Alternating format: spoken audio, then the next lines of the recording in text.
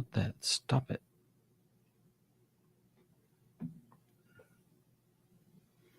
Testing. Yes, we are testing. Yes, this is testing. We are testing. You are testing us. Is this 433, right? Yeah. Okay, so We're good to go. Hello, poop. Okay. It works.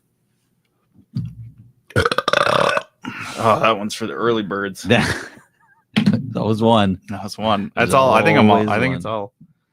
A little sody left. I should be good. Do you want something to drink? Oh, you got it. I got water. It's probably a safer bet. I need to drink more water today. I had this dream I meant to tell you and Jackson Trent about, where I was peeing so much that it filled Sounds good. the toilet bowl, and I had to keep flushing like panickedly. And yeah, dude, it was like, that's a lot of pee, right? And I was like just peeing, like, oh, I have to pee so much. And then like the toilet bowl was filling up, and I was like, oh shit. And so I like flush it, but I'm still peeing. And 3 flushes later, I finally finished. And I woke up. No, this is not. Dude, real. dead serious. Funniest fucking dream, That's- because when I woke up and I remembered it, I realized I had not pissed the bed. And I was like, what was the point? Who has a dream like that doesn't piss the bed? I just like, brain was like creatively now- exploring, just like nonstop urinating. But dude, the idea of filling up a whole toilet bowl with pee in a dream, you're like, oh, it happened real quick. Like, But in like still real going. life, you're like, you would take a garden hose, a I don't even know couple if of it's wild. possible. I think it's just a level thing.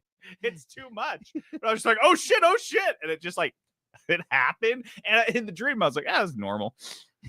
Sometimes you have to flush Not mid this piss. Sometimes it gets Courtesy flush.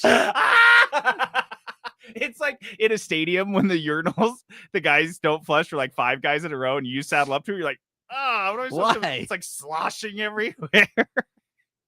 That was my reality. That was my dream last night. That's incredible. So I don't need to drink more water. I'm You're good. pretty good. Yeah, My body thinks I'm fine. I haven't even almost filled one of those up. So Your toilet. You'll get there. I haven't filled the toilet yet. Yeah. Gosh, I love that so much. Filling up a toilet. I kept meaning to text you guys this, but I was like, it's so much to text. It is a lot to text. It's a long story, so I kept getting distracted. Okay, I think we're square. I think we're good to Yep, we are. to square. All right. Yeah, you're not gonna get through this intro. I'll do my best. Nope. I wanted to play my dice game, but I just didn't have time. Okay, But yeah, you've got games. I got games. Dude, I had so much fun playing Undermine. Like, I want to play again. I was Yeah, thinking play- about today, and I was fucking like, play dude, tonight. I got to play again. Yeah, play tonight. It's just brainless because we played it so much. It's just like autopilot. Yeah, we're just like It's- playing. And It's like they always existed in co-op. Yeah. So great. Fucking love that. We should give Undermine 2 kudos. oh yeah, what did I had? Oh, I have kudos. I have fun. Okay. Hey man, I've got some bad news. Oh no, what's up? So my parents said I can't hang out with you anymore. What the hell? Why not? So they just said you're like a bad influence on me. I'm a bad influence. I'm a fucking bad influence. That's a sticky, rotting heap of horse shit. This is the dumbest motherfucking thing I've ever heard slide out of your asshole of a mouth. How goddamn dare you say I'm a bad influence?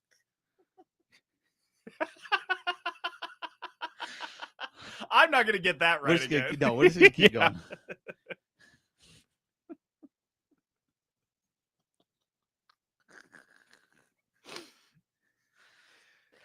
I didn't say it. My mom did. Like I give a shit. Here, let me bum a cigarette. I really need to smoke right now. Dude, I don't even smoke. Well, you do now. Here, put this in your mouth. I'm gonna have to edit this so much. Okay.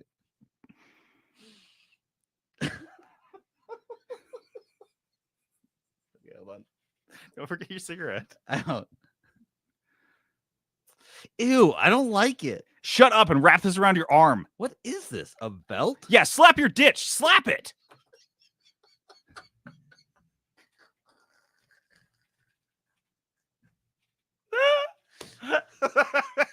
It's a shame no one's watching this live right now. Yeah, everyone's missing this. Oh, okay, now what? Don't look. I'm just gonna pinch you real quick. Okay. Ow. Oh. That feels really nice. See, feels good, huh? They say I'm a bad influence.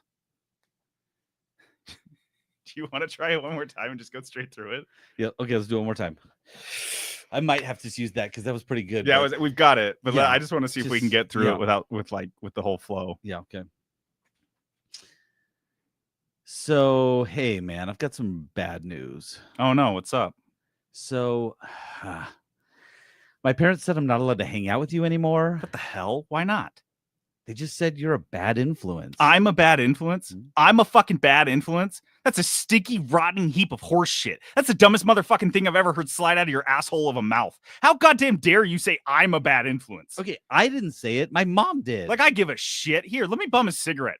I really need to smoke right now. I don't even smoke. Well, you do now. Here, put this in your mouth. Ew, I don't like it. Shut up. Wrap this around your arm. What is this? A belt? Yeah, slap your ditch. Slap it. Okay. Okay, now what? Don't look. I'm just gonna pinch you real quick. Okay. Ow. Oh, that's really nice. See, it feels good, huh? And they say I'm a bad influence. You just shot up into the 3-Bit Gamer Show.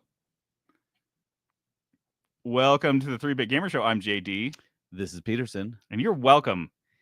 I'm not a bad influence. I'm introducing you to new things. That's how I see it. We're bringing this podcast straight into your veins. I am everything that the DARE officer warned you about. Finally, Yeah. like I was wondering when that would happen. If you don't shoot up this heroin, I will kill your dog. Dude, that was in the Notebook. We even in 6th grade, we thought that was fucking hilarious. The thought that someone would threaten to hurt a family pet in order to get you to do that drugs. happened. That's what it said in the fucking Like that? No, book, that in was the in the workbook. book. Yeah, in the DARE workbook that just keep an eye out. If like someone wants you to do drugs, they may be like, "Well, I'll hurt your dog if you don't Like do if drugs." you don't do these drugs, like I'm gonna. The idea punish you. of That's- like these puritanical cops, or maybe I don't know the battered wives of cops who put together these notebooks, Yeah. making up these insane, wild, wacky fantasies of a world that doesn't exist, but they imagine exists. Like the bad kids are out there giving everyone drugs, like all Forcing free drugs, drugs. just like you have to take. yeah, these because drugs are notoriously cheap, and everyone's always just giving away for It's like free. handing them out like Yeah. candy. It was like not like, oh, they'll give you one for a taste. It's just like drugs are just like free flowing and free. Everywhere. It's like Woodstock 24/7 out there. So you need to be alert that if they might try to kill your goldfish if you don't do them. Maybe they thought we were gonna go to Woodstock again. Maybe they were just envious and jealous they didn't get to go because they were total narcs sitting at home No. watching Mary Tyler Moore like losers. Stupid losers. Live from the 3-Bit Gamer Show. Oh, shit. The news.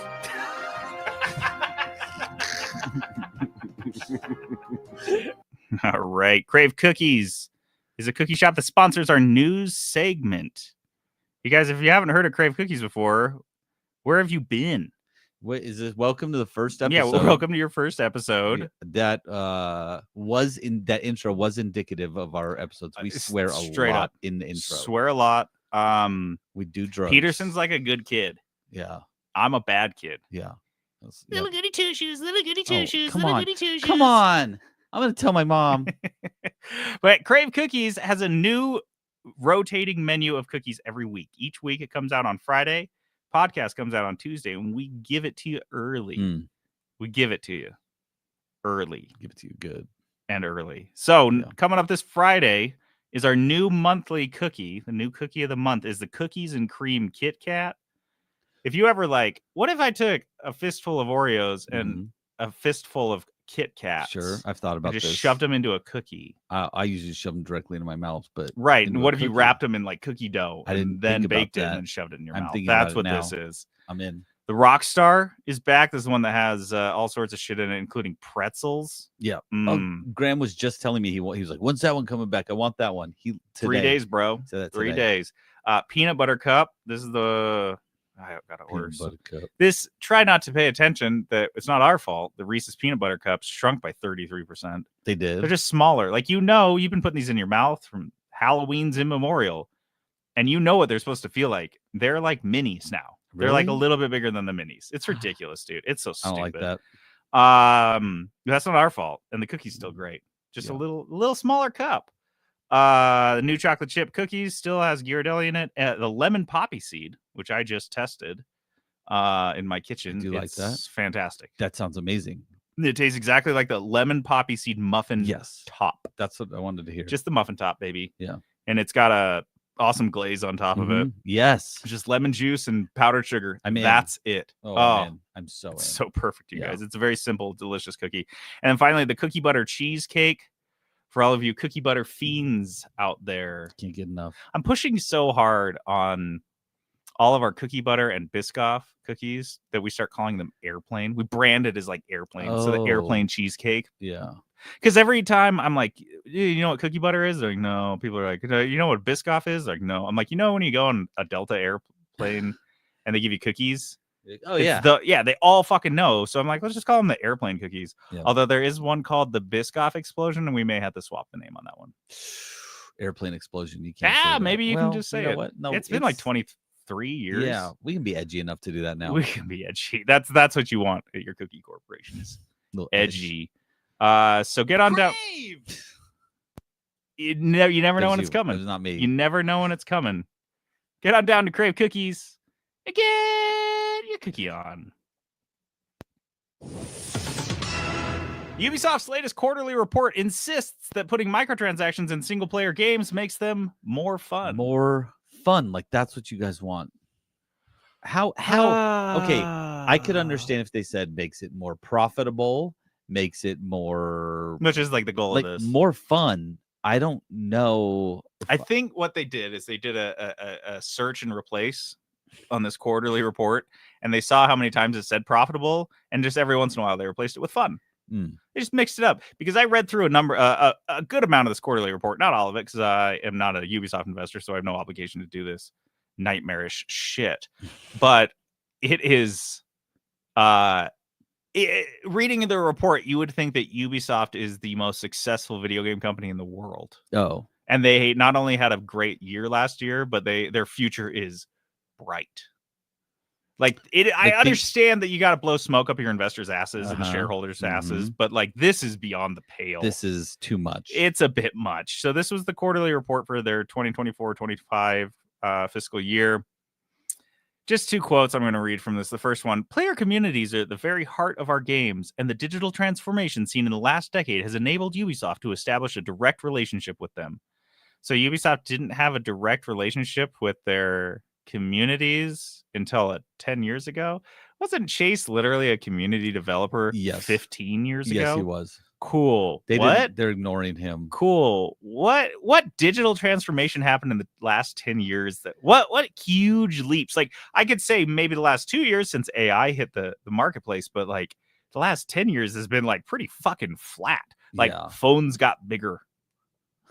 Yeah, that's true. And data stopped being cheaper, and then at some point, instead of like graphics cards and other chips becoming cheaper over time, they just started to get more expensive. Is that the digital transformation that allowed them to connect with communities? What are they fucking even talking about? What are they talking about? I think it's AI. I think AI wrote most of this. This is probably why it was so painful to fucking read. This goes on to say Ubisoft is committed to creating gaming experiences that enhance players' lives and environments in which they can fully enjoy the gaming experience with their friends. So yeah, this is AI. This is like they had a word count to reach on this fucking quarterly report. Ubisoft is committed to creating gaming experiences that enhance players' lives and environments in which they can fully enjoy the gaming experiences with their friend. What the fuck does that mean? Nothing. It's like this meaningless. Nothing.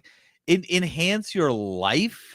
Dude, maybe we shouldn't have done this story because it Easy, feels like we're like Ubisoft. mocking an AI at this point. Like we're not like mocking the particular even a guy. Ubisoft. Yeah, it's not even a guy we're making fun of. It's just like they plugged this in and we're like making fun of AI. What are we fucking doing here?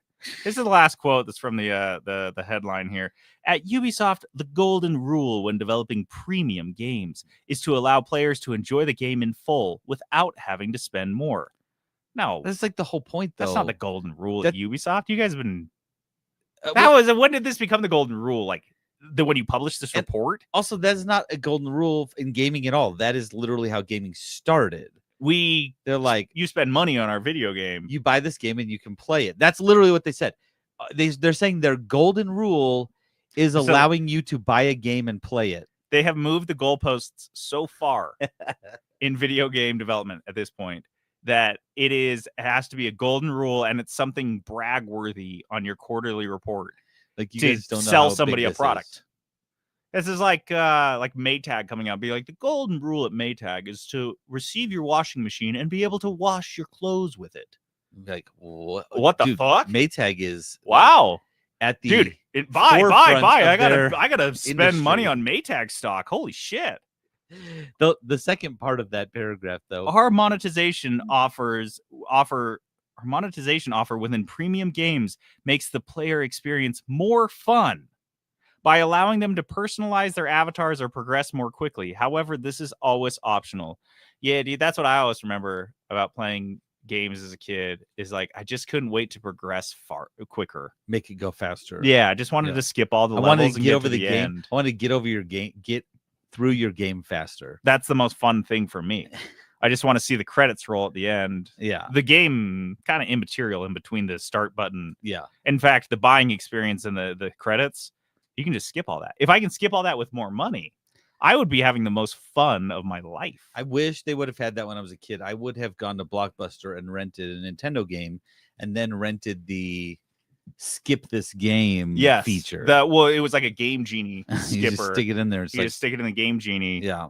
Just be And like- yeah, this is essentially like Yeah. they're bragging about selling a Game Genie. And then- but for their they're- single player games. They're also say like it's a big deal because you can change Your the avatar, way your avatar looks. And you're like, literally everybody's to be doing free. like that's everyone just does that. That's Yeah, like they're like, look at this thing that we're offering. You can change the if skin Ubisoft of your made character. Skyrim, you'd have to run around as like a basic Nord. You couldn't even play any of the other races or anything. to- You couldn't change clothes. It's more You fun. would be able to loot the clothes and carry them around, but you wouldn't be able to equip without Ubisoft Premium Pass. Which is funny because what game did I play? It was that zombie game that I was playing Hmm. where sometimes you would get clothing options You that you couldn't like wear? if you could unlock with the premium version Kill of me. the game. I would stop playing that game and And you're just like, I That's the guess I worst thing just I've don't ever care about the outfit. Like they're Yeah. like they're making this sound like it makes it more fun. you've degraded your I just don't experience. That's what care. they're like bragging about, degrading the gaming experience and then like selling it back to you. Yeah. Fucking crazy. Yeah, Ubisoft not feeling super bullish on those guys. Steam users are banding together to fight Visa and MasterCard to bring back our porn.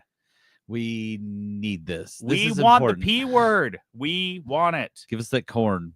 You have to say corn. Fill us up with corn. So we talked about this last week. Basically, a organization of Christo-fascists from Australia organized some sort of protest in which they called Visa and MasterCard en masse and complained about certain sexual themed games on Steam, and Steam went ahead and just removed a bunch of them because the threat from Visa and MasterCard was that they were going to shut down their payment processing, which Would be real bad. probably destroy Steam. But half of me thinks Gabe Newell is just in New Zealand, just quickly programming his own payment processor. Lord knows he has enough money. He's like, we don't actually need them. So Steam we'll just, card. yeah, You got to see your Steam card. just like PayPal, like fucking Elon Musk can do it. Anyone can do it. anyone can do it. Like a literal child could do it. So this backlash is coming out of the Steam subreddit. Initially, they're using Visa's customer service contact form with a template message. I don't know if I read this whole thing, but it's did you say it's a lot like this? It's a short. With the glass ceiling broken, all the oppressed groups shall prosper, especially the most oppressed group of all, gamers. Gooners. Yeah, we need a new one that says Gooners. Especially the most impressive group of all, Gooners. I'm just gonna fucking read it for you guys because it's like just so bad. I mean, I am a concerned customer about Visa's. It's not even grammatically correct. I am concerned customer about Visa's recent efforts to censor adult content on prominent online game retailers, specifically the platform. Blah blah blah. As a longtime Visa customer, I see this as a massive overreach into controlling what entirely legal actions and purchases customers are allowed to put their money toward. Again, this using an AI, controlling what purchases people can put their money toward. Ugh. Visa has no right to dictate my or other consumers' behavior or to pressure free markets to comply with vague, morally grounded rules enforced by payment processing providers. Unless these draconian impositions are not reversed, I will have no choice but to stop dealing with Visa and instead swap to competing companies not directly involved in censorship efforts, namely Discover and American Express, who are accepted like nowhere. Yeah. Draconian impositions. I love this. Do you think the guy that wrote this got like the biggest micro penis boner he's ever had? He was just like Draconian impositions. He couldn't wait to. He's like, I'm gonna use that in my next D&D campaign for sure. Dude, I can't believe this. Like, I have to. I'm at this point where I'm like, these guys are they're such clowns. They're fighting so hard to get their porn games back, but they are fighting for. It's like being Larry Flynn's side back in the fucking 80s. You're like, yeah, I guess Penthouse is kind of gross, but he's right. That's kind of the foundation of our country. Yeah. Kind of got to let him do it. So Visa responds to a few of these freaks and says, if a transaction is legal, our policy is to process the transaction. We do not make moral judgments on legal purchases made by consumers. So they just lied? Yeah, like Visa's response is just a fucking lie. So that's what I was trying to understand in this. I was like, I don't. Here's the problem: is Visa. I gotta ask, will you quit making me agree with the porn sick, brain rotted pedo gamer fetishists? Please Did you write that down. I had to write it down. Yes, thank you. I wish I'd memorized it. Commit that to memory. I wish. No, I don't know what they're fucking doing. Visa, I think Visa doesn't know what they got themselves into because they don't know. They don't know. This is not their sector. No, they're out of their fucking depth because they are caught between, I'd say, a rock and a hard place. One of them being these anti-LGBT Christo-fascists, which have like a very clear agenda that's just starting here, but they've got like really clever and devious means of doing it. And then on the other side are gooners, Gen Z gooners. They don't know the power of the goon. You can't stop the goon. You try to stop it. The last thing you ever goon. I hope that's not the name of the episode, but that's where we're at right stop now. The goon. better jot that down just in case. Yeah. Fuck me. I don't want that. I hope we say something better. Itch.io has apologized for frustration and confusion after delisting thousands of not safe for work projects. Same shit. Same thing, just on the other side, which is Itch.io, which is primarily indie game publisher. Lots of games from Itch.io. So Steam came out, and they got like a comms shop. They were able to communicate this. Everyone knew what was going on. It's Steam. Itch.io is a little bit scrappier and smaller. So their response to getting a cease and desist or whatever the fuck Visa and MasterCard sent them was to just delist tons of games without any warning. So somebody found by filtering the site's not safe for work category used to show 28,000 results. Now it only shows 7,000. Like only 7,000? What am I supposed to do? How am I supposed to get off? Like only 7,000? A seemingly endless stream of pornography. And it's not that I'm going to watch it all right now. I just need to know that it exists. It's like a safety blanket. I have already played all 7,000 of these games. I need to know that it's there in case I get through them all. What if I like break a leg and I just have to sit there playing porn games nonstop for like 8 weeks? Like, did you think about playing any other games? No.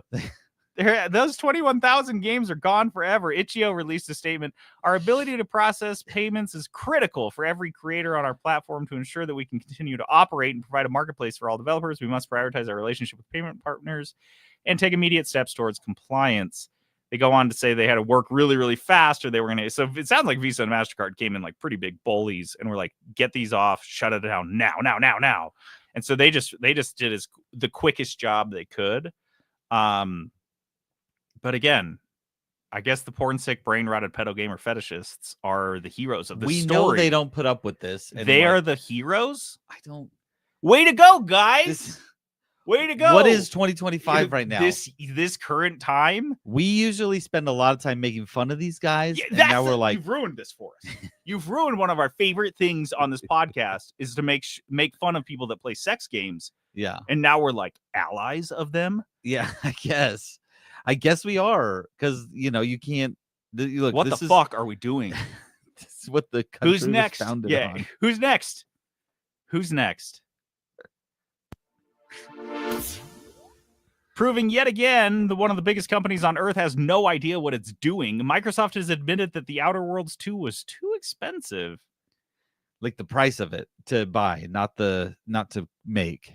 This one was sent to us by LL Whoops, and it basically the story is that Microsoft can't figure out which one of their products they want to cannibalize, whether it's their actual released games or it's Game Pass. Yeah. But they're too big not to cannibalize something, and they're too stupid and strategically unaware of how to run a company of their own size that they're just like, just release everything. It's just like, whatever the fuck. Yeah. Make it all $80 too. Everything's so we just skipped over. So we were at $60 for the longest time. And then they hit $70. Games hit $70 retail for like a year. And then they're like, JK, we're doing 80. Which feels like if people had bought them at 80, we'd be at 100 before the end of, I don't know, 2028 maybe. No, mid next year. July next year they would have just kept pushing and pushing. But this is a statement from an Xbox spokesperson to Windows Central, we got the story. We're focused on bringing players incredible worlds to explore, and we'll keep our full-priced holiday releases, including The Outer Worlds 2, at $69.99, in line with current market conditions. So is this to say that when you tried $80, you were like, this is out of line with current market conditions, but we're just going to try it? No, Is that how you run one of the largest companies on Earth? You're just like guessing. You're just fucking guessing. You literally have access to more data than any company outside of like Apple on the entire fucking planet.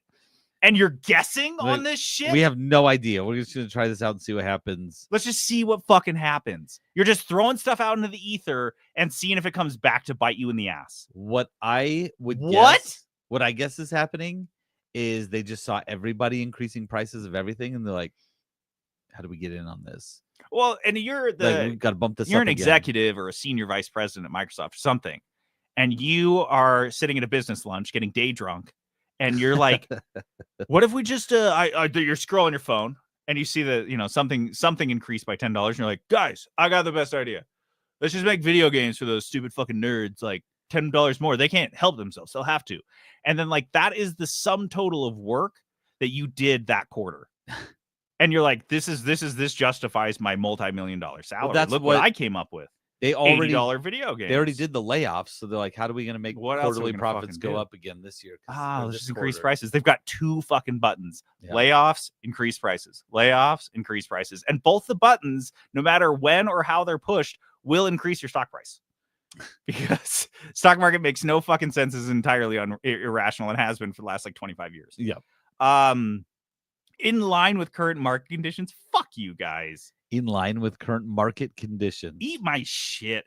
Is the market condition that you guys don't know how to make a video game anymore, and that when you finally do release one, for every 5 you cancel, you release one, and you're like, this one needs to make up all the money for all the 5 that we canceled that we're not releasing. It's a really nice way of saying, oh, this upcoming economic catastrophe that's going to be hitting pretty fucking hard right around Christmas season. We'll save you guys $10. Maybe will you please? And by the way, this is out for pre-order. So people who have already paid the 8 people who have already pre-ordered The Outer Worlds $80 2 for $80 now have to go back to GameStop and the retail and get their $10 back from the retailer, which is just fucking crazy to me. And I would imagine they've seen the pre-orders come in and they saw the numbers and they're like, oh. This is absolutely the most fucking Game Pass game I've ever seen. The first one was crazy short. Like you could beat it in like 15 hours or like 10 if you were going fast. Like if you were skipping all the stuff. Yeah, you're looking at like a 10-hour game and it was a full price title and you release a sequel to it with no promise that it's like, oh, it's much more fleshed out. You're like, no, this is more or less It's the same thing. Pretty similar game. It's a similar game. Yeah. And then you increase the price to $80 when no one has a fucking job and the minimum wage hasn't changed since 2007. And you're like, yeah, this is a good idea. This makes sense. When we have a service that literally gives you the game for free for $10 a month. Yep. Are you fucking insane? You're right. This is a Game Pass game. It's a Game Pass game. And the fact that they're like, yeah, we'll charge $80 for a Game Pass game. Again, what is Phil Spencer doing? What is this company doing? Why is he still there? How is he still? Forever. Forever. New job postings from Sony seem to imply that the company is planning to partner with Xbox, Steam, and Nintendo Switch. So another one came to us from LL Whoops on Discord. This is a job posting. So this is kind of rumor mill stuff, but a job posting is generally kind of like it's an indication of what they're thinking. Weird though that a job at this level, wouldn't you headhunt this one? You would post this like a fucking like QA job or like something on LinkedIn. It's insane. The to me that there was headhunter a posted job. it on LinkedIn because that's all 'Cause they they're do lazy now. as fuck. Yeah, I feel like that's what happened because like absolutely, this is not a job that you just apply for. This is a job that like someone 10 goes people and on gets this you. planet can do. Yeah, some people goes and picks you up. There's no way that you're just like waltzing into this. Is the senior director of multi-platform and account management for Sony. And you'll report directly to Hiroki Totoki. This is the second job of the company. Job number 2. You know what? Never mind. Scratch that. Actually, We're giving it Hiroki's straight to taking it. Hiroki. Hiroki's applying for this right now. He's like, I could do it. I think I could do it. They're like, aren't you the only guy in the interview panel? And he's like, hey, I'll make it fair. Yeah, I'll yeah. make It's it my fair. first time interviewing myself, which is another good job for me. This person will lead a team that includes senior managers involved in liaising directly with Xbox and Windows PC platforms like Steam, Epic Games to build sales and relationships. This person will oversee the commercial strategy for PlayStation Studio titles across all non-PlayStation platforms, driving long-term revenue growth and audience reach.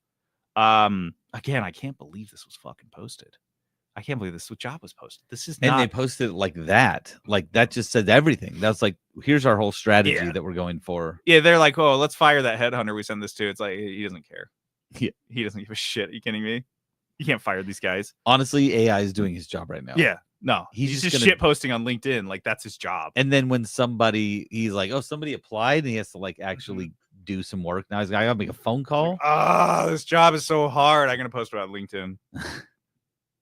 So yeah, I think the crux of this is that we'll probably start seeing more and more.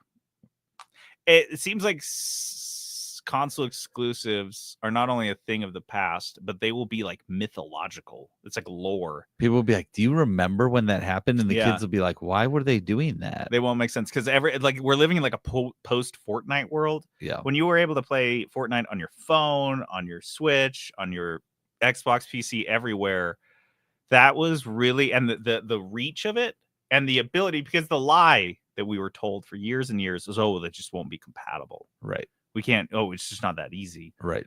And for the past 10, 15 years, it absolutely has been that easy. They've just chosen to try to lock you into a certain platform, which makes sense from like a perspective, like a company running a company perspective. But for me, this isn't a sign of like, oh, we're living in a post Fortnite world and this is what you're supposed to do. This is a sign of desperation. Because if Sony could continue to do exclusives, if Microsoft could continue to do exclusives, especially since they just spent $100 billion to try to secure a bunch of companies that could just produce exclusives for them, they would still be doing it. But Right. they're desperate. This is increasing prices. This is layoffs. This is companies that are just desperate, which is insane because everyone's looking for a fucking silver bullet.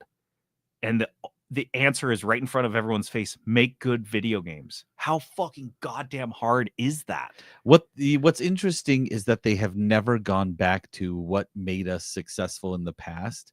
They just keep pushing for let's progress. And at some point you have to say, like, is that what gamers want? Because like They've never stopped to ask that. never. Since microtransactions really kicked off, since the fucking horse armor DLC in Oblivion, they have never stopped, which was met with crazy reactions. Yeah. And they're like, well, people still bought it. People didn't stop buying Skyrim when we released that. So let's just keep pushing and pushing and pushing. and they never stop to be like, is this what people want? They're like, no, this is what we're giving them. This is what we're changing it to. This is fucking touch screens and cars. It's like, can you do it? Yes. Is that what people want? No. Give us knobs. Like, this is hard to fucking use. I feel like Nintendo is a little bit sticking with like what they've done in the past. Because they can. That's what I'm saying. Yeah. All these companies that could do it would do it. But Nintendo's the only one that gets away with it because they can. Well, these other companies put them, Microsoft and PlayStation specifically put themselves in a bad position by trying to one up everyone else. Well, Nintendo kind of just maintained and did their thing. They release a game and you're like, they've made some bad choices, don't get me wrong. But Nintendo hasn't, they haven't changed significantly like these guys have. Yeah. These guys have been doing so much worse. So yeah. Yikes. Wait. Wrong thing. That's right. I'm new to the board. I'm sorry to inform you. Welcome to another company reset. Hope you've updated your resume. You've just been laid off. Some layoff news. Gotta love it. Gotta have it. It's always here. First one up here, and this is the beefiest story we've had here for a while. ZeniMax staff have spoken out about the chaotic Xbox layoffs. This is a quote from somebody. It's difficult to work when you're looking at a graveyard. So this was a long piece in Game Developer magazine, which I think everyone should read. It's gamedeveloper.com, and I'm pretty sure it's pretty close to the front page. They interviewed a lot of employees, current and former employees from ZeniMax about these layoffs, and it is a long, in-depth piece.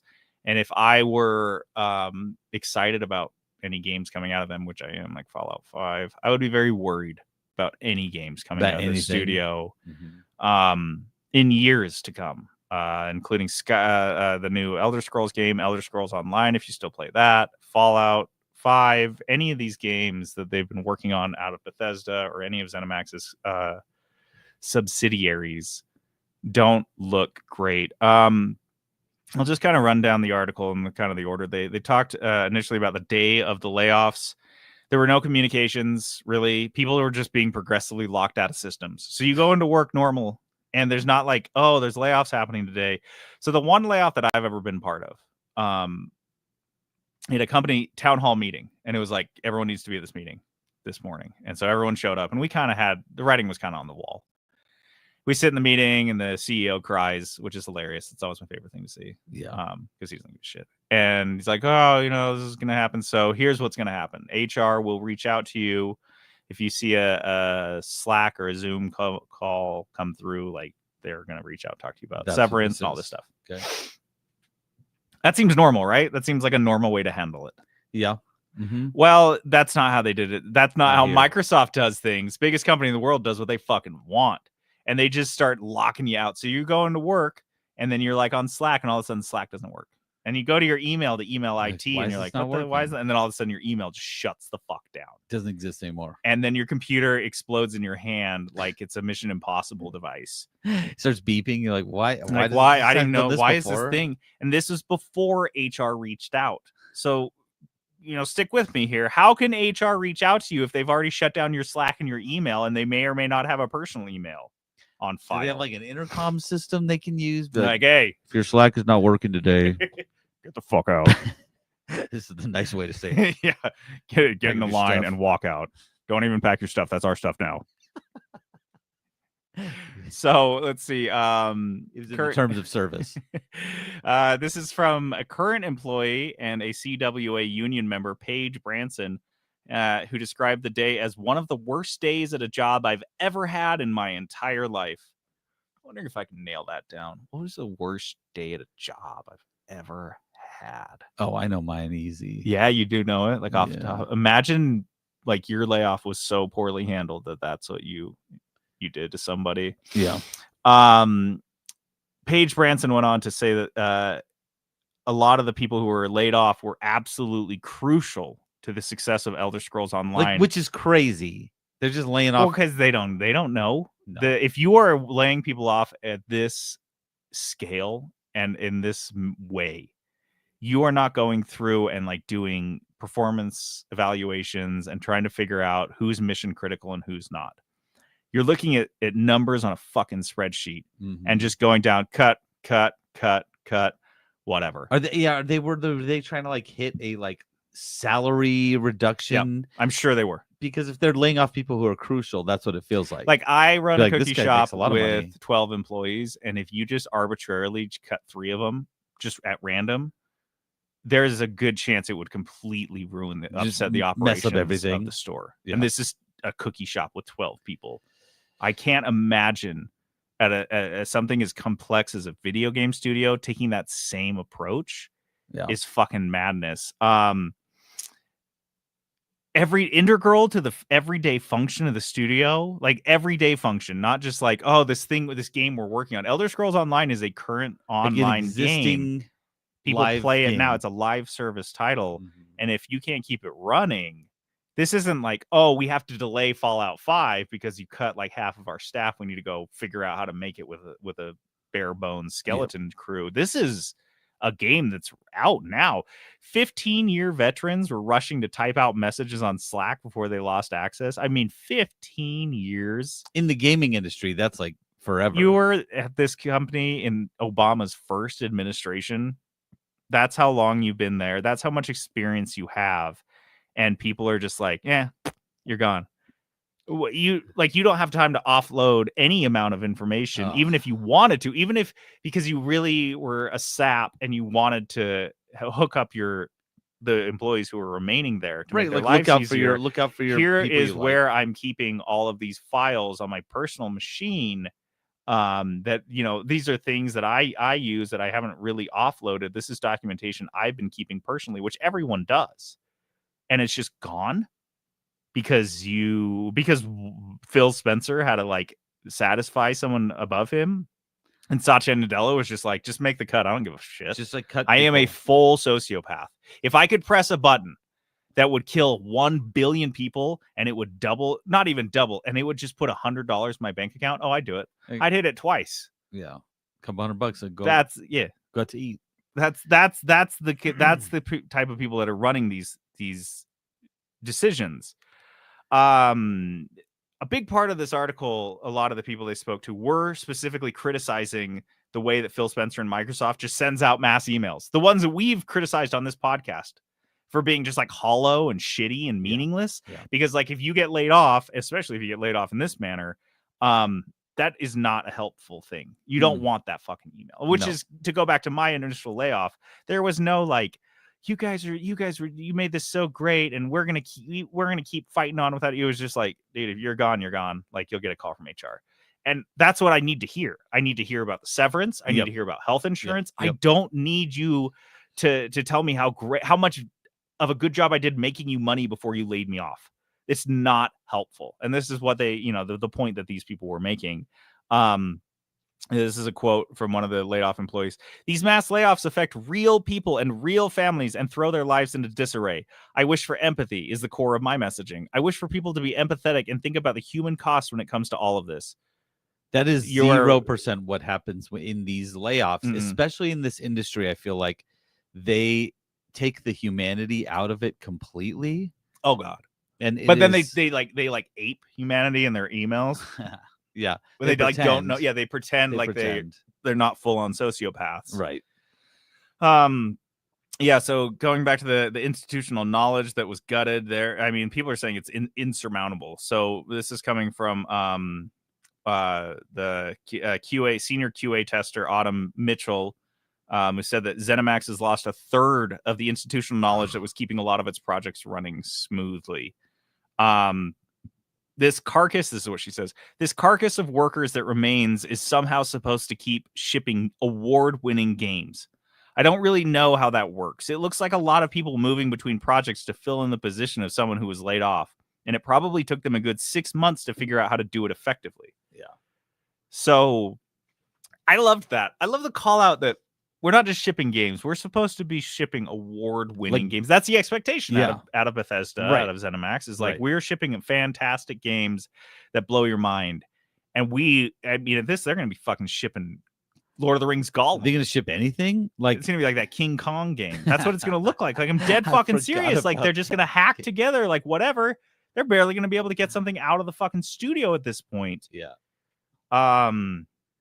Oh, another quote from this is from the same person, and back to the communications. She says, I would get on my knees and beg you right now to please talk to people and ask them what this is like on the ground level before sending out the blast emails that you do. You are barking up the wrong tree, sister. Asking for empathy from these psychopaths. You do not get to this level of a corporation like Microsoft by having a soul or anything that resembles a human soul. These people are like fucking grasshoppers. They would eat their own young if they thought it would make them survive till the next day. They do not give a fuck about people or the people that they're managing. Yeah. And it's just man, it's just so crazy because like it's so draconian. Draconian impositions. Yeah. That's the other title. Draconian impositions. Write it down there. We'll figure out how to work it in. The draconian impositions to gooning. To my goon. We'll figure it out. Don't like that. Yeah, no, it's just so old school. Like I feel like in other industries have moved way past where these guys are. That And is these Microsoft, guys- though. They don't know what the fuck they're doing. They don't. They Like don't care. it feels like they have fallen into success more and more. Mhm. Like They just exist. They're too big to fail. yeah. And they're like, we'll prove it. We'll prove it. Because We we're will gonna be- show you. We'll go out there and fail consistently for year after year after year and watch our stock price go up, you And bastards. like, you guys are gonna hate And this. watch our employee or our executive pay packages just balloon. Watch. And one little button at the end of this story that I absolutely loved is that not a single union employee has been laid off yet. Which to me, I mean, yet you never know, but if you got laid off in this and you saw similar, your familiar, your fellow employees that weren't laid off, that were union members, you are basically, when we say, oh, you've earned yourself a union, Microsoft is earning everyone a union. Yeah, The they really are. whole They fucking really are. industry is going to be by standard. Like we're talking Hollywood level, like guilds and unions. Like you won't be able to make a fucking video game in 2030 without a full union shop of employees. That's what we're coming out of on this. Or video games won't exist. They've Either earned one. it. They've earned it. Honestly. Like this is the most earned it I've heard since I watched the movie Newsies. Like this is the most earned it. Earned it. Earned And it. then the other, this is a fantastic follow-up on the layoff stories, is Satya Nadella, the Microsoft CEO, claiming that Microsoft is thriving after 9,000 layoffs to pay for his AI dreams. Oh my gosh. This guy, another clear, this is a statement that he released, because they release statements because that way they can use AI to write it all and do even less work. Maybe that's why the executives are so high on AI while all the actual on the ground employees It makes aren't. my job so Because they're like, easy. well, I just bullshit, and AI can do my job a lot quicker than it can do yours. And this is, I can just offload all of this and go back to day drinking at a fancy restaurant. He said this statement, I'm just going to read some quotes. What we've learned over the past 5 decades is that success is not about longevity. It's about relevance. I'm sorry, did a YouTuber write this? Success is not about longevity.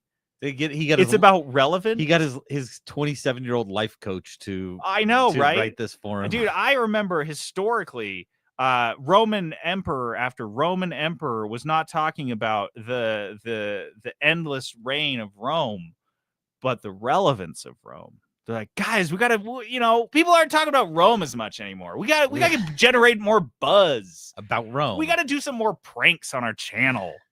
How do we become more relevant? What the fuck does that even fucking mean? That's the most insane thing ever. Success is not about longevity, bitch. He's at the head of one of the biggest companies in the entire world, and he's saying that longevity is not a key to success. Mm-mm. He's like, you think we're chasing quarterly profits now? Just you wait. Just buckle the fuck up. And he goes on, dude, I love this asshole talking about success. Where like his tenure at Microsoft has been like the worst years of the company's history. And this guy is waxing poetic about success. This is the enigma of success in an industry that has no franchise value. Progress isn't linear, it's dynamic, sometimes dissonant, and always demanding. But it's also a new opportunity for us to shape, lead through, and have a greater impact than ever before. You know, it's AI, right? This is like, it has the same cadence, nonsense. It means nothing because he didn't even read and review this because he just said AI do it. It might feel messy at times, but transformation always is. Teams are reorganizing, scopes are expanding, new opportunities are everywhere. It reminds me of the early 90s when PCs and productivity software became standard in every home and every desk. That's exactly where we are at now with AI. Years from now, when you look back at your time here, I hope you'll say, that's when I learned the most. That's when I made my biggest impact. That's when I was part of something transformational. Fuck you. Wow. Maybe if we're lucky, someone will just have this playing like on a loop. Well, they've got Satya tied up in like a dank, dusty basement. And they're pulling his fingernails out while like a single naked light bulb swings back and forth from the ceiling and like the shadows are dancing up the wall. And this is just like, it might feel messy at times. Listen, but Satya, transformation always you. is. We're just transforming you. It might feel messy. This guy, I know it sounds like something like the Saw villain would fucking put on a recorder when it feels like you saw off your own fucking leg. Well, it feels like something they're telling themselves to justify their poor decisions and their poor, like, hey, sometimes when you're trying to transform everything, trying to transform an industry, you got to break a few eggs. Like things are gonna be messy, and they're like, who are they saying this to? Like, you don't get to make you're up the that one in rule. charge. You just make up that rule. So it's gonna be messy. Yeah, it's just gonna be messy because I can't do it well because I'm an idiot. I am a fucking moron. I am Satya Nadella, and I have no idea what I'm fucking doing. None of my deputies know what they're fucking doing. I just spent $70 billion on a video game studio that will never make that money back for me. Don't listen to my advice. I am a moron. I want him to give us a case study on a company that has been successful through horrible, messy transitions. And they're solely focused on relevance and not, oh, you know what? That's like WeWork. He's basically saying Microsoft is going to be following the WeWork model where we don't make money. We don't care about, because it was like a Ponzi scheme. Yeah, right. He's basically saying Microsoft is going to be a Ponzi scheme. He's like, we're going to Bernie Madoff the shit out of this. We're going to be very relevant, generate a lot of buzz, but longevity? No, dude. No. We can't do that because it's a fucking Ponzi scheme. It is a house of cards. I just feel like what? I feel like there is for every example you could think of a messy transformation and coming out of it successful on the other end. I could give you 10 of companies who actually like tried and paid attention and succeeded that way. Yeah. And Microsoft's doing the laziest possible, like they make the worst, laziest decisions they can possibly do. They're like, we don't want our current studios to be doing a great job and making great games.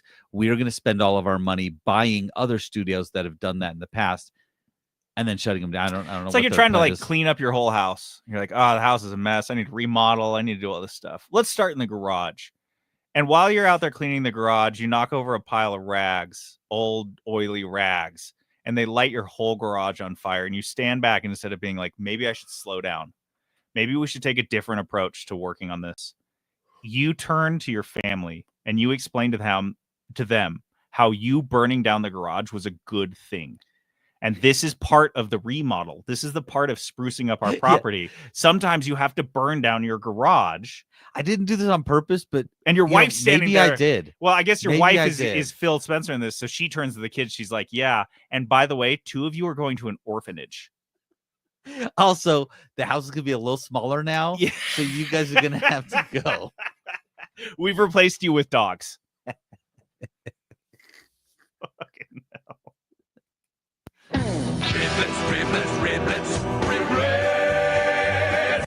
Riblets. Oh, All right, now you do that every time. You just started a new thing. Hope you remember. Riblets are just stories that don't have a lot of meat on the bone, just like a real life riblet. This first one comes to us from LL Whoops, our news hound. Pokemon has announced a Poke Park Kanto theme park. This is located in Inagi City, Tokyo. I feel like Tokyo. What is Tokyo? Tokyo is like a city, but there's cities inside of it. There's like cities inside of it, and like anything goes. I think when I see pictures of Tokyo and everything's it a just playground. goes on forever. Yeah. It gives me anxiety that I can't even describe. There are lights, like neon lights, I think. They just go on forever. Yeah. Just for fucking like it ever. looks like it would be beautiful and fun, but at the same time stressful. It's like somebody plays video games and tries 100% maps. Yeah. You can't die in 100% Tokyo. this map. No, you're done. It sits inside Japan's Yomiuri Land. Oh, that's kind of fun to say. Yomiuri Land. Yeah, it's an amusement park. Okay. And it's 26,000 square meters. Okay, who I'm gonna need a reference point for this. 20. You don't even say it's 6.2 square kilometers. You say it's 62,000 square meters. What metric bong are you hitting where you think that that's a fucking good way to describe land area? Square meters? Bitch, if you're not describing a house footprint, and if you've gotten over 1,000, you need a switch. I looked it up. It's that's the whole metric system. That's the whole point. Yeah, of it. aren't you guys supposed to be smarter than us? That point. Yeah, this sounds like your boiling point is 212. Makes so much fucking sense. This is actually 642 acres. So Jesus fucking Christ, that is huge. Okay, 642 acres of a Pokemon park. That sounds awesome. Hot damn. Yeah. But also, one issue: are Pokemon real? What is this gonna be? Do you have dogs dressed up as Pokemon? Do you have people dressed up as Pokemon? Little kids. What is this? Little kids just run around. Yeah, you just hire little people to run around dressed up as Pokemon. What is this going to be? I can't. I don't know. But whatever they do, I'm in. No, I do want to see dogs dressed as dude, Pokemon absolutely. Running around. You have like a cat cafe, but they're all like painted as like a Pikachu cat or whatever the fuck. Pikachu cat. You're like that one will use scratch attack. What is on Japan's? That one does have scratch attack. It does a lot. So you know. Yeah, that's our cute way of saying that. Will fuck you like up. A taser on his tail, just tight with his tail. Like, see, it's a Pikachu. There's a salamander they light on fire every day, and you're like, oh, that's a cute Charmander. Oh, where did it go? No. Like, oh, well, it's dead now. We'll have to... also for lunch, Charmander will be back at 12 p.m. It's just like a box of them. Next up, this is from Abby. Nintendo has confirmed that Mario and Peach's relationship is that they are good friends. He got friend zoned. Yeah, Mario got officially friend zoned by Nintendo. Oh, after 30-40 years. He's been trying to get it for so long. Dude, this is classicism at its worst. It's like fucking the story of Aladdin, but at the end, Jasmine's like, ew, no. Ew, are you serious? A plumber? Yuck. Are you fucking serious? You're not cleaning these pipes, brother. You're homeless and I live in a castle. You live in a fucking pipe, bitch. Like, well, all you have is you're short and you got a weird mustache. Oh, you thought I was into that? You think I'm gonna tell my mom that I am marrying some guy that wears overalls? Nah. From Jersey? Yeah, like, not in this fucking world. No. Mm-mm. An Italian? He's a Jersey Italian. Yeah, dude. Are you serious? You don't think it's called mozzarella? You don't think Queen Peach has seen Jersey Shore? She will not approve. She's not that. in. Yeah, I can't enjoy Mario games if I don't know that they're gonna fuck at the end.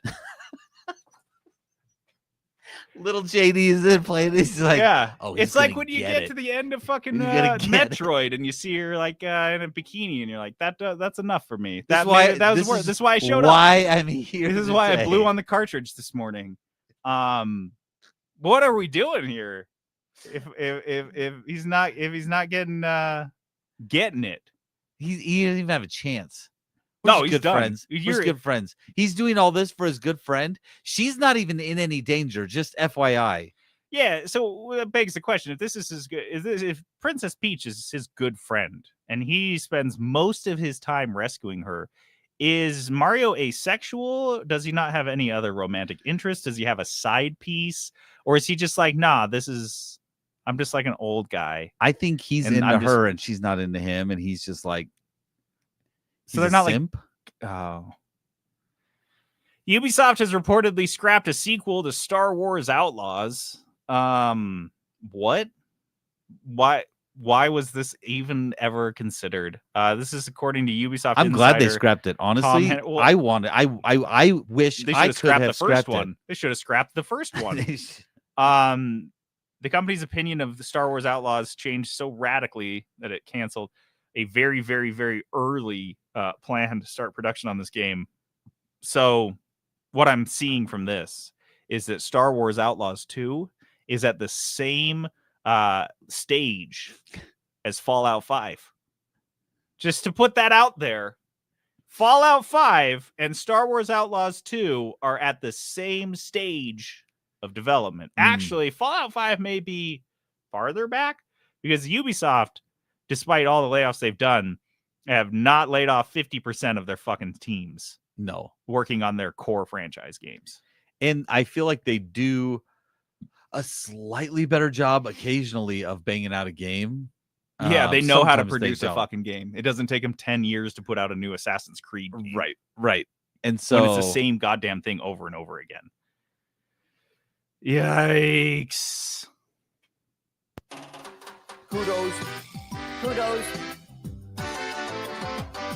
Kudos. All right, some positivity because there was no positive news other than, I guess, the idea we laughed a of little. Pokemon dressed up or dogs dressed up as Pokemon Yeah. running around Tokyo. Mhm.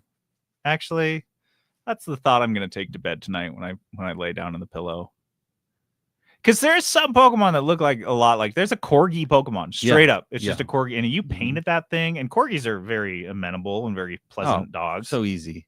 You just kind of turn them loose. And you know what? If you put 4 corgis in a fucking zoo exhibit, they would be a lot happier than 90% of zoo animals are in a zoo exhibit. Oh, they'd be thrilled. They'd They'd be love it. stoked. Honestly, you wouldn't even need to put fences. You just like Nope, they'd stay. they're not fast. Nah. Well, they're pretty Nah. speedy. They can Eh. be pretty speedy. Yeah, but they don't go far. No, they get Their legs like tired this very long. quickly. Yeah, so you just have them them sleeping. Yeah, dude, actually I kind of like the zoo. I want to like go to a pet's zoo because these are animals that have been crafted over tens of thousands of years to be chill. A And, pet zoo. A pet zoo. Yeah. That's kind of a nice idea. Well, those are gonna be the only animals that still exist in 15 years. So that's what zoos are gonna be like. There's gonna be like cows. Did you in the remember zoo. these? Remember, we used to be able We to used eat these. Like, ew. Really? There's only 10 left. Ew. I want more grasshopper, please. Wasn't this supposed to be positive? Kudos. I let's got a go. kudos. I Yeah, got a wait, kudos. Here we go. I want to give a kudos out to all stick-based candies. What does that mean? Okay, so Mamba's sticks. Oh, And gotcha. then like Yeah. the nerd whatever. I know what you're talking about What now. are the other ones that they've got? They've got Mambas. I should have done more like research. everyone has one. now. Yeah, they've all got Sweet like, Tarts has them. Yeah. And like everyone's got like, a like the stick. ropes, but like the sticks are the ones what is like other the fucking individually one? wrapped ones. you Yeah, mean? yeah. Oh, I want like uh, longer candies that are wrapped. Okay. And I like the form factor more, I've realized. I've been parsing back my candy consumption over the years, over the cavities. Yeah. Every subsequent cavity makes Probably me a good eat idea, a to little be bit less honest. candy. When I first met you, it was like Nonstop. There's just 80% like of what you ate. yeah, it's just candy. Yeah. So I find that things like individually wrapped candies are too much for me. Even a Starburst. Like I love popping a Starburst in my mouth, but sometimes I only want half a Starburst. Oh, So it lasts longer. you're really right? cutting back. Yeah, just like I'm cutting back. But when I get one of these stick-based candies, it's up to me how much of it I want to eat. Hmm. And so like I can just Easier unwrap to eat it. half of one of those. Yeah, you just like nibble. And sometimes I'm sitting here playing games and I'll have it like unwrapped with just like the stick sitting in the wrapper. And I'll take like one nibble and I'll totally forget about it. Mm. And so what I've done is I've had a little candy fix, but instead of eating a whole Starburst and have like 50 wrappers there, I just have like something I can just nibble on. And the form factor is great. I mean, hell, you can just use it like a cigarette even, just like have it between, so you don't have to like hold on to it. You can just have it between your fingers. I am addicted to those now. Yeah. So So of you. now you can have a cigarette in between two fingers and a Mamba stick between Like the other this, two. just like You just crab claw on it. Yeah, chomp. yeah, but don't mix them up Don't because no one mix. wants to bite a filter. Well, Yeah, so stick candies, bring them on. I want stick Starbursts. Stick everything. I want Okay. stick Skittles, like one gigantic Stick long Skittles? Skittle. So it's still like got the I do want that. I the do want candy like Yeah. outside. that. I do want just that. one big. Why don't you long work at a Skittle. candy company? The man is keeping me down, dude. My ideas are too much. Wow, For these I candy do want a companies. stick Skittle. Just one long Skittle. I do I want to want- Google that. One long Skittle. Why do I want that so badly? You can even change the flavor halfway through. Like, Yeah. you could have you could No one has actually ever made a taste- long Skittle. You could actually taste the rainbow.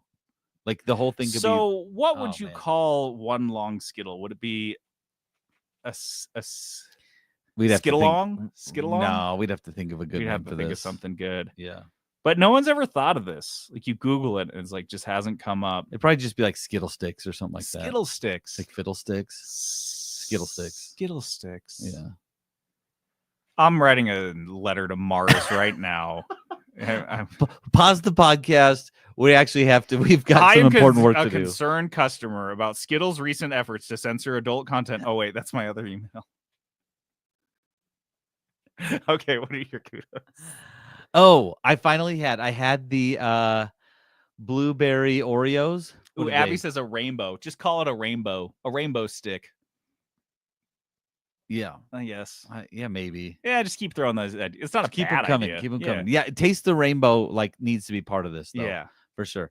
No, I had the blueberry Oreos. You know what I'm talking about? The what are they? Blueberry. Yes, they're very weird. Blueberry pie. I love them. Fuck off. I love them. They're not chocolate. They're like the vanilla ones. Yeah. Yeah. Have you had it yet? Obviously not. They're very good. I love fruit flavors though, and so I got some yesterday, No. and they're like blue on the inside. They Yeah. look interesting. Yeah. I loved it though. Like this was one of my favorite Oreos that's come out in a long time. Like this is up at the top for me. It says back by popular demand on the package, so it must be. They were very good. I didn't dip any of them in anything yet. I want to dip it and see how that works. You want I to get just- with some cheese. Here's what happened. I opened the pack just to try one. Tried one and I was like, this is really good. Then my son Ryan, came up with two of his friends. And before I knew what was happening, they had devoured a whole row. So I had to just take them and throw them into the back of the pantry. Yeah. So I had to hide them You because just keep them in your pocket like Napoleon Dynamite. I got a pocket Oreo. give me some of your Oreos. So I Googled blueberry pie Oreos, and the AI overview said, when did blueberry pie Oreos come out? They came out originally in 2017. So Mm. people have been waiting for these since For a long time. But then I saw another question here related, and it said, what is the rarest flavor of Oreos? Oh, what is it? Neapolitan, which is my number one Oreo they've ever come out with. And I tell people about it, they don't remember it. I don't People- remember it. No one knows about this. And of course, I'm like, this is I feel so justified. Wow. It was oh my god. When did that come out? It was 2022. It was let me see. I'll tell you about these Why, because why did I not have it? they were it was 3 layers, dude. What? Yes. Wait. 3 layers of frosting? It Of, was like, a the it was a filling? triple cookie. So this is what it looked like. Oh wait, no, it was like this.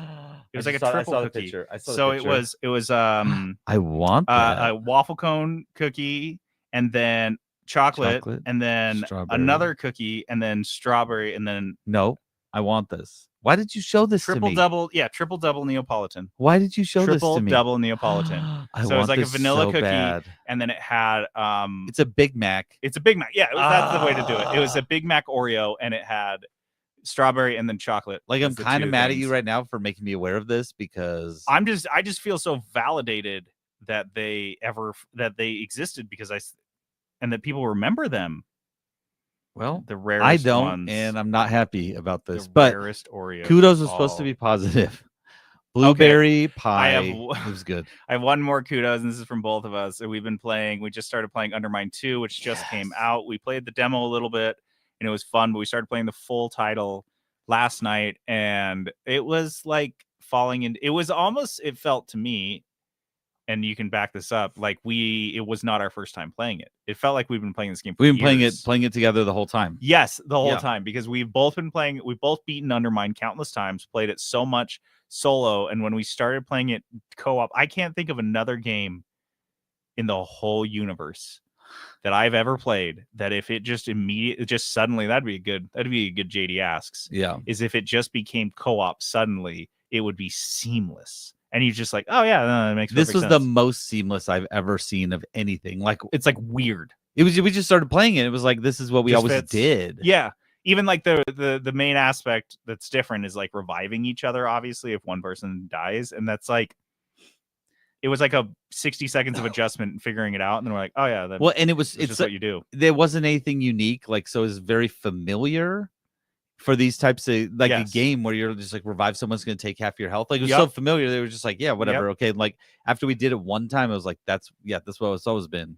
I don't understand, dude. It's so weird. So Undermine 2, if you wanted to play it co-op, you can play it couch co-op, or you can play it through Steam Remote Play. Mm-hmm. Guys, it doesn't get better in this game. Oh my god, so good. It's so fucking good. Real quick, Abby has a kudos.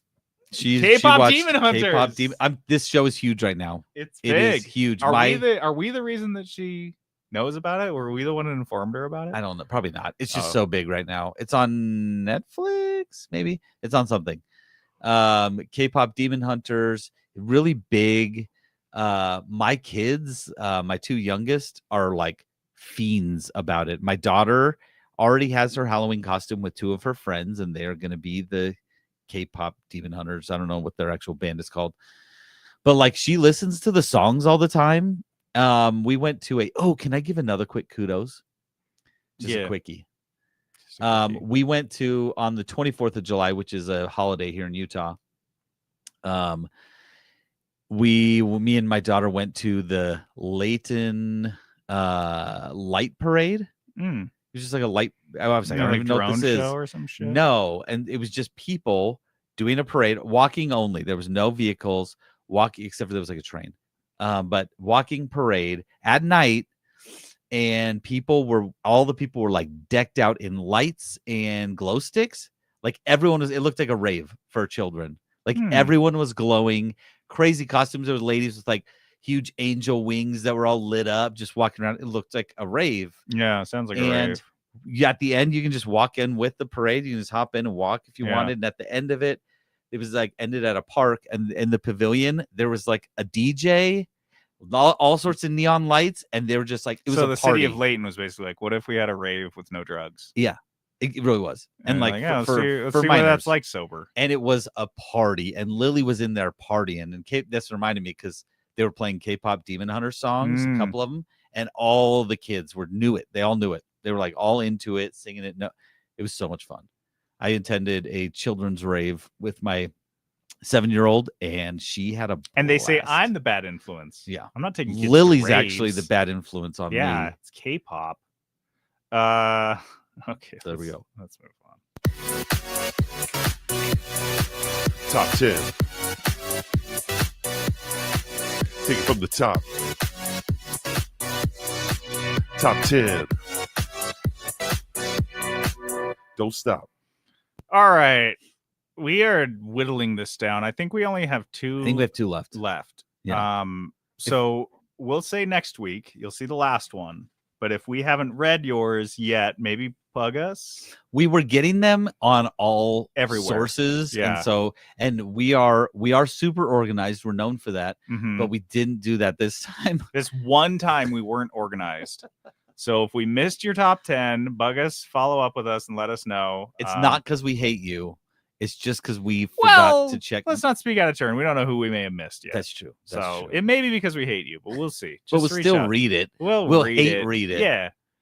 Yeah, that's nice. All right. So this week's comes to us from Raul the Owl. All right.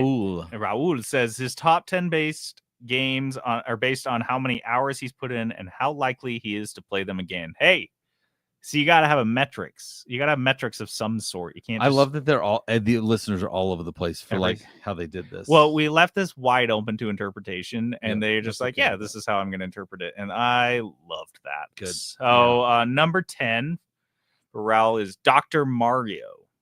Oh, who else had this one in there? I don't know. Was it? No, it wasn't Trent. No. Let's see. Someone had this in there. Was it Aaron? No. Somebody had it. Was it me? Just kidding. It Paper wasn't me. Mario, RPG, Mario Tennis, Mario RPG, Super Mario. No 3. one had it. Huh? Unless we didn't write it down. Dr. Mario.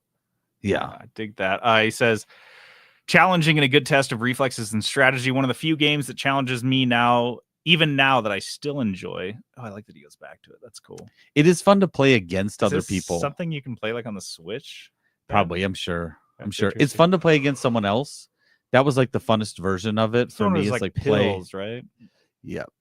When Mario was a doctor for a minute, just Even dude, he went to fucking medical school and he still can't get laid. dude. Still not good enough for the princess. Number 9, Teenage Mutant Ninja Turtles 2 for the NES. One of the few games I completely beat. I was huge into the Turtles TV show at the time, and this game scratched an itch that I had. I'd Mhm. still play it if presented. See, that was so many of the games on my list. That's like Dreamcast games. If you just like hand me a Dreamcast controller with the game running, like I am Like, in. I guess I'm playing this It's again. just like handing me a lit cigarette. Like, okay, I guess Are you smoking now? now. Like this like 3 or 4 times. Like I've never noticed this on you. I'm one of but, those like, guys that just like showers so much that you don't even know. You shower with a cigarette. Actually, And that's how he That's smokes. how I do it. Smokes in the I'm shower like just only. leaning out the window, just like this is so relaxing. Number 8, Tetris.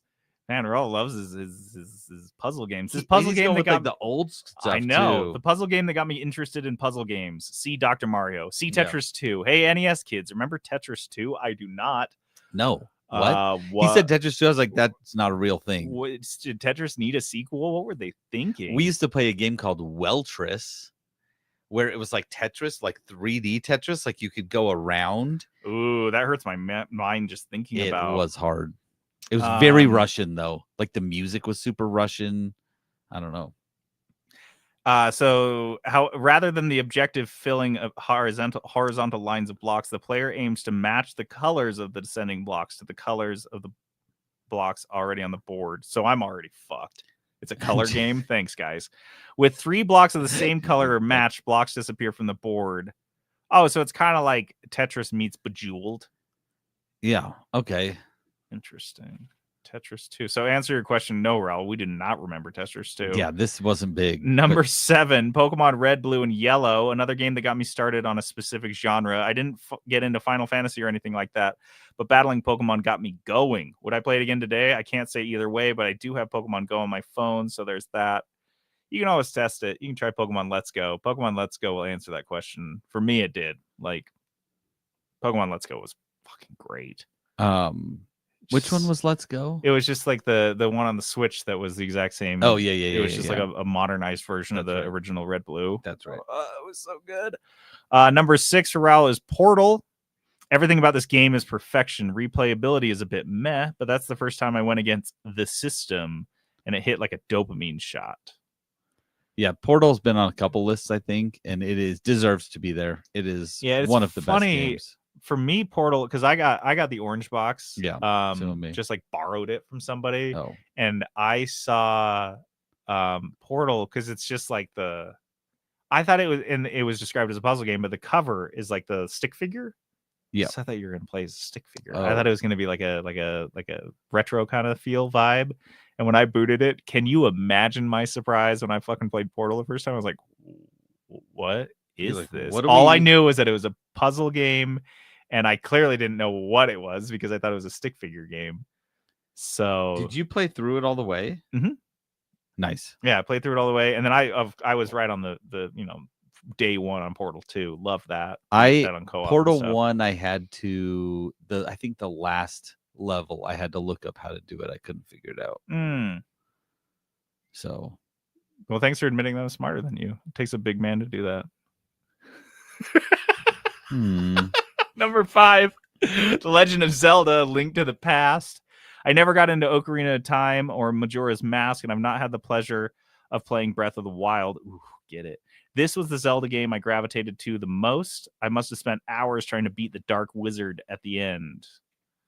A Link to the Past, is that one? I don't even know which one that is. I was just trying to think. gotta Like, look that Link to up. the I Past. thought it was- I don't think I know this one. Very Oh well. yeah, this is old, man. This is 91.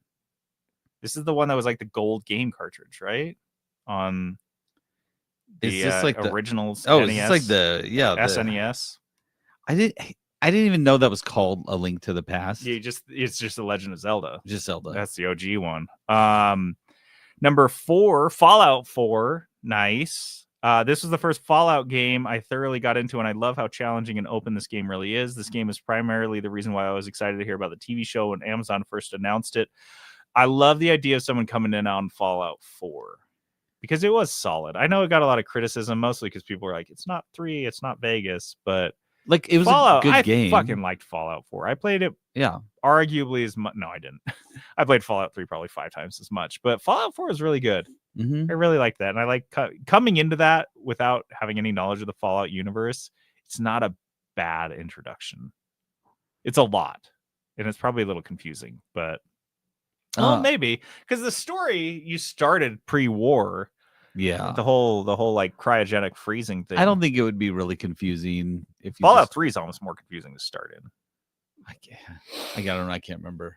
You start as like a baby in the bunker. Oh, And then your dad leaves and Yep. you leave the bunker and then DC's there and you're like, whoa. No, that's kind of cool. I like Fallout 4 being on there. Number 3, and so high. Number 3, Mega Man 2. The right amount of challenge. It was one of the first games I noticed that lets you combat the bad guys in the order you want, which brings an element of strategy to how you play. And the music.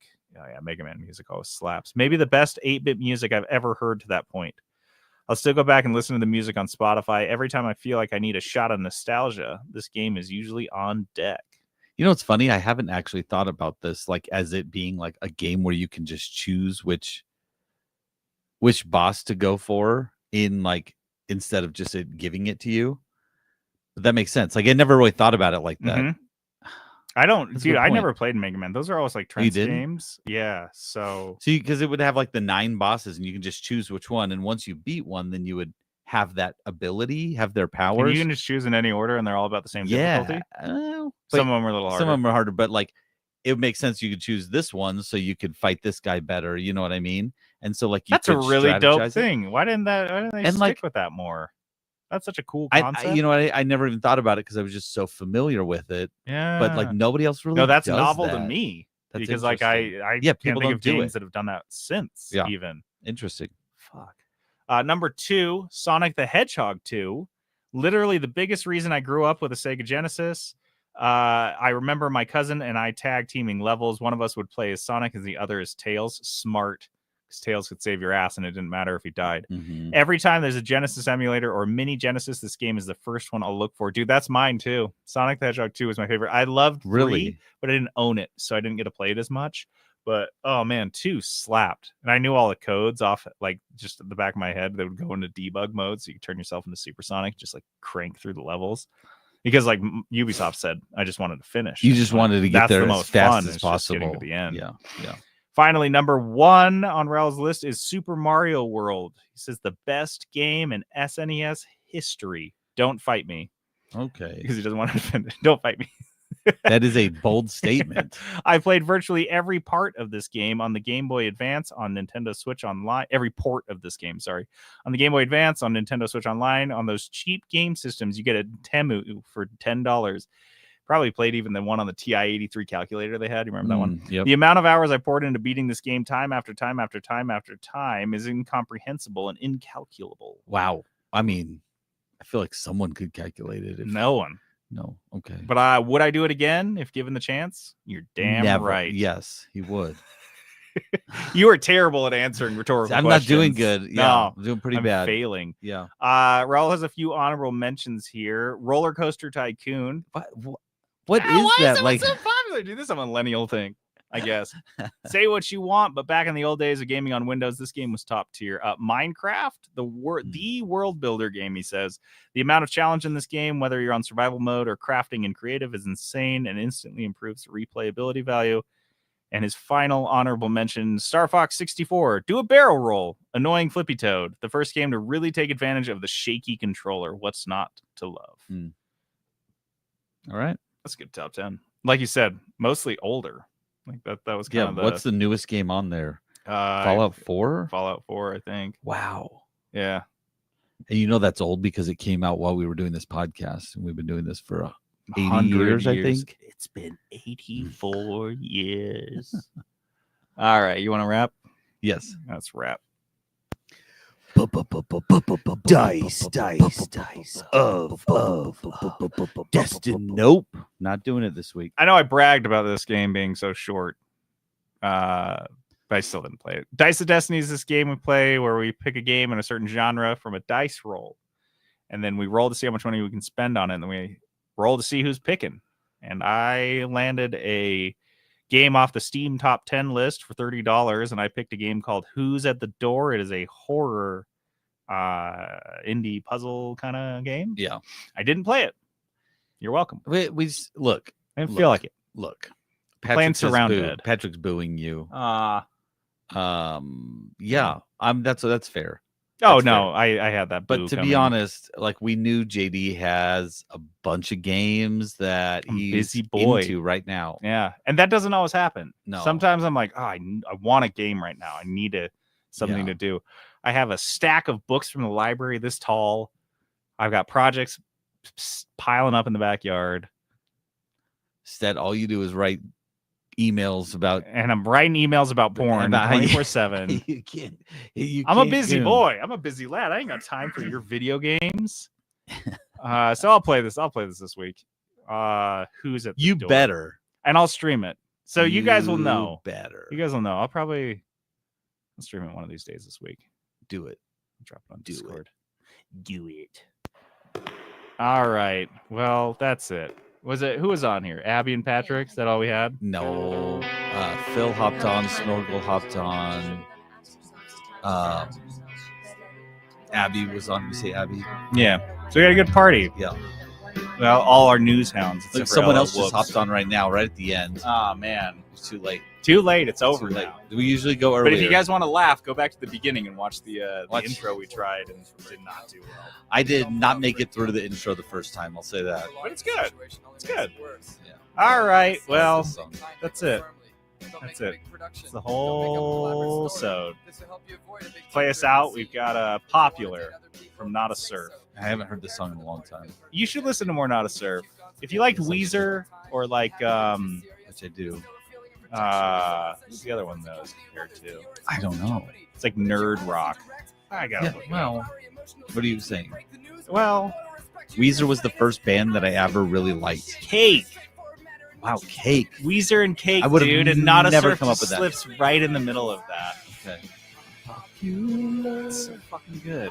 Okay. Yeah, that's good. All right, I'm JD, logging off. And this is Peterson going AFK.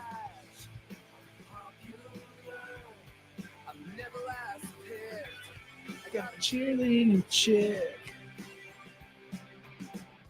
Being attractive is the most important thing there is. If you want to catch the biggest fish in your pond, you have to be as attractive as possible. Make sure to keep your hair You have spotless to and end clean. stream. Wash it Or we at just go least every 2 forever. weeks. Once every 2 weeks. And if you see Johnny Football Hero in the hall, tell him you laid a size game last night. Tell him about this guy called the newspaper. Once.